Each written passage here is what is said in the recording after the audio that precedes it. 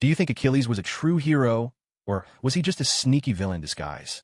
Achilles, the legendary Greek warrior, has been etched in our minds as the ultimate hero of the Trojan War.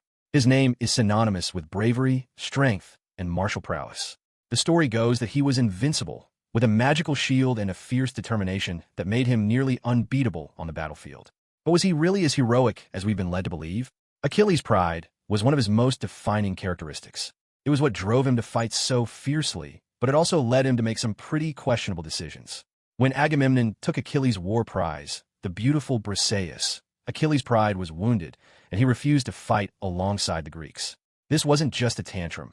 It was a calculated move that put his comrades in danger. His wrath was legendary, but was it really justified, or was it just a manifestation of his own ego? His actions had real consequences for those around him. When he finally rejoined the battle, it was on his own terms, and he did so with a vengeance that was devastating to the Trojans.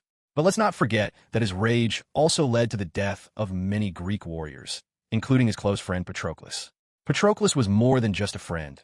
He was Achilles' companion, his confidant, and in many ways, his everything. Achilles' inability to control his temper and his pride led to Patroclus' demise, a loss that weighed heavily on Achilles. The complexity of Achilles' character is perhaps most evident in his response to Patroclus' death. His grief was overwhelming, and it drove him to seek revenge against Hector, the man responsible for Patroclus' death. But in doing so, he also disregarded the advice of his friends and the prophecies that warned him of his own fate. This pivotal moment in the war showcased Achilles' multifaceted personality, a mix of love, loss, anger, and a dash of recklessness. The aftermath of Achilles' decisions cannot be overstated. His actions did indeed turn the tide of the war in favor of the Greeks, but at what cost?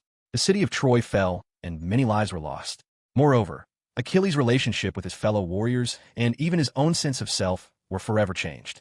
He realized too late that his rage and pride had blinded him to the true nature of the war and his place in it. As we reflect on Achilles' story, it becomes clear that his character defies simple categorization. He was both a hero and a villain, sometimes simultaneously. His legendary status has endured for millennia, but so have the questions about his actions and motivations. Perhaps that's what makes him so fascinating. He's a reminder that heroism can be subjective, influenced by perspective and context. The line between heroism and villainy is often blurred, and Achilles embodies this ambiguity. His legendary exploits on the battlefield were undeniably brave, but they were also driven by personal vendettas and a quest for glory. This complexity makes him a compelling figure, one that continues to captivate audiences to this day. In the end, whether Achilles was a hero or a villain depends on how you look at it. What we do know is that his story has become an integral part of our cultural heritage, a testament to the enduring power of myth and legend.